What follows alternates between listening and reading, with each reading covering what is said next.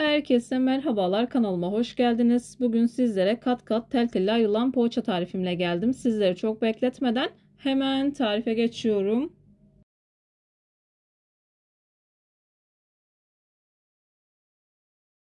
Tarifim için ilk olarak yoğurma kabına 3 yemek kaşığı toz şeker, 1 paket instant maya, 1 bardak ılık süt, kullandığım bardak ölçüsü 250 milimlik bardak ölçüsüdür.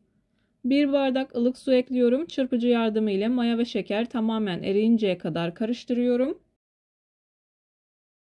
Mayanın ve şekerin eridiğinden emin olduktan sonra yarım bardak kadar sıvı yağ ekliyorum. Karıştırmaya devam ediyorum. İyice karıştırdıktan sonra göz kararı olacak şekilde yaklaşık 2 bardak kadar un ekliyorum. Unun üzerine 1 tatlı kaşığı kadar tuzumu ekledikten sonra yavaş yavaş hamurumu yoğurmaya başlıyorum.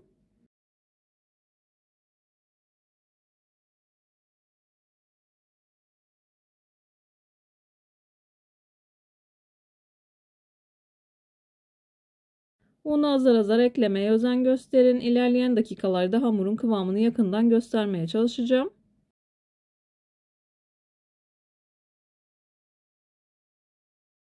Ben bu tarif için yaklaşık 6,5 bardak kadar un kullandım. Un için kullandığım bardak ölçüsü 200 milimlik bardak ölçüsüdür.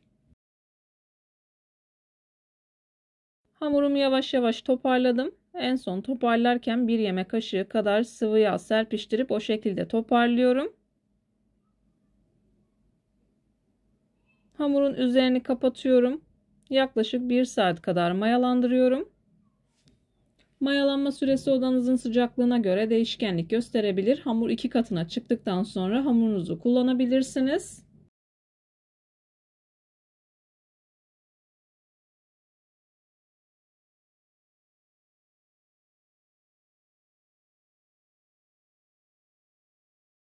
Videomu tam da buraya kadar izlediyseniz her zaman olduğu gibi sizlerden ricam yoruma kalp olur, emoji olur veya tarifim hakkında farklı bir fikriniz varsa bunu da benimle paylaşabilirsiniz. Ayrıca videolarımı sevdiğiniz kişilerle de paylaşarak bana bu şekilde destek olabilirsiniz.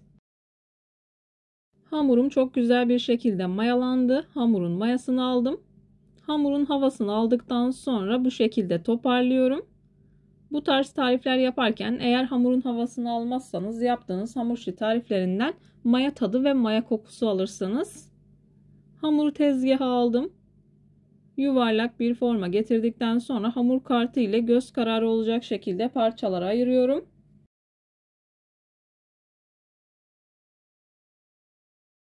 Ben bu hamurdan toplamda 12 adet poğaça elde ettim.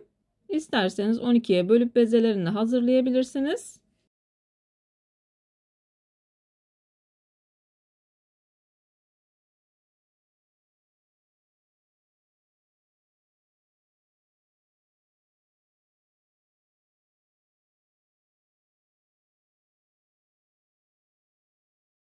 Beze yaparken büyük olan parçalardan başlayarak bezeleri eşit bir şekilde hazırlamaya başlıyorum.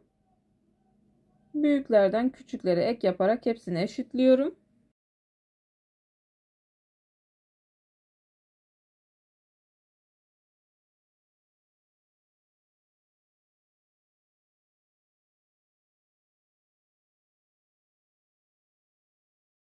Bezeleri hazırladıktan sonra üzerini kapattım. 10 dakika kadar dinlendirdim. Dinlendirdiğim bezelerimi merdane yardımıyla oval olacak şekilde açıyorum.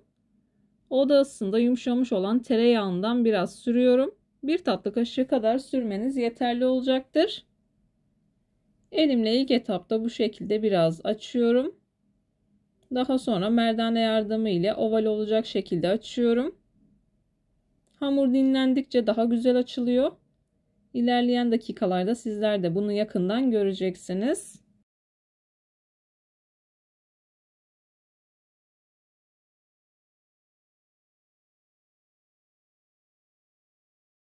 Yeteri kadar açtığım oda ısısında yumuşamış olan tereyağını bir bıçak yardımıyla sürüyorum.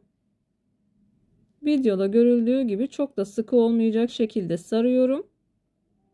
Dinlenmesi için kenara alıyorum. Hepsini aynı şekilde hazırlıyorum.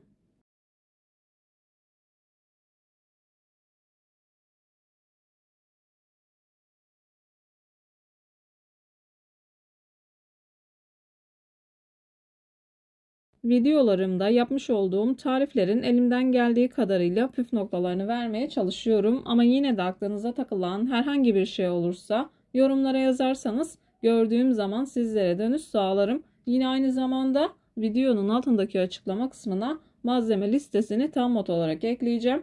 Dilerseniz oradan da bakabilirsiniz.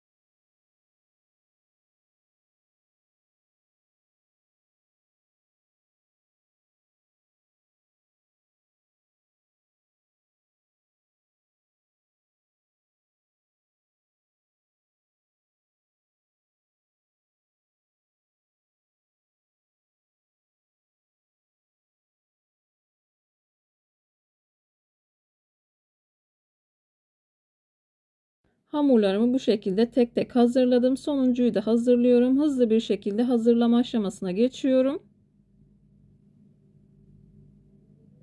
Yaptıktan sonra defalarca yapmak isteyeceğiniz muhteşem bir tarif. Ayrıca isterseniz bu hamurdan açma da yapabilirsiniz.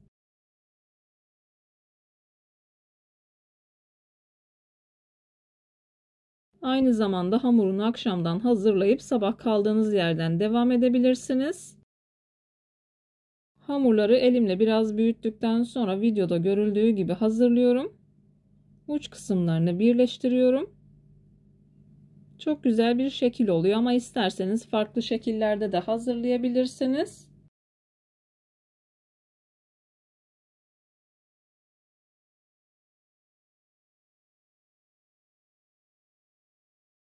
Tam da bu aşamada belirtmek istiyorum. Birçok hamur işi tarifine kanalımdan ulaşabilirsiniz. Çok sevilen, çok beğenilen baklava ve içli köfte tariflerime de yine kanalımdan ulaşabilirsiniz. Tariflerimi gönül rahatlığı ile deneyebilirsiniz. Beğenmediğim, defalarca kez uygulamadığım hiçbir tarifi kanalımda yayınlamıyorum.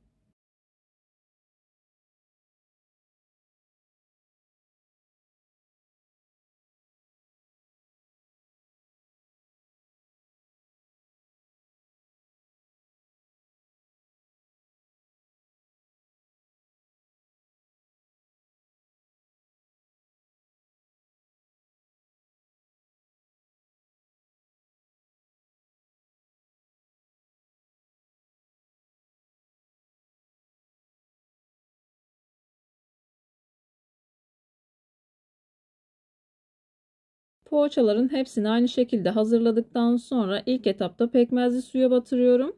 Daha sonra kavrulmuş susama bu şekilde tek taraflı batırıyorum. İsterseniz yumurta sarısı sürdükten sonra üzerine çörek otu ve susam da serpebilirsiniz.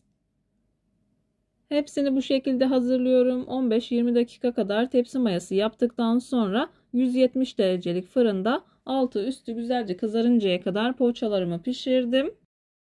Kat kat tel tel pişmaniye gibi ayrılıyor. Videoyu beğendiyseniz beğenmeyi, kanalıma hala abone değilseniz kanalıma abone olmayı, bildirim zilini açmayı lütfen unutmayın. Kendinize ve sevdiklerinize çok iyi bakın. Başka bir tarifte, başka bir lezzette görüşmek üzere. Hoşça kalın. Allah'a emanet olun.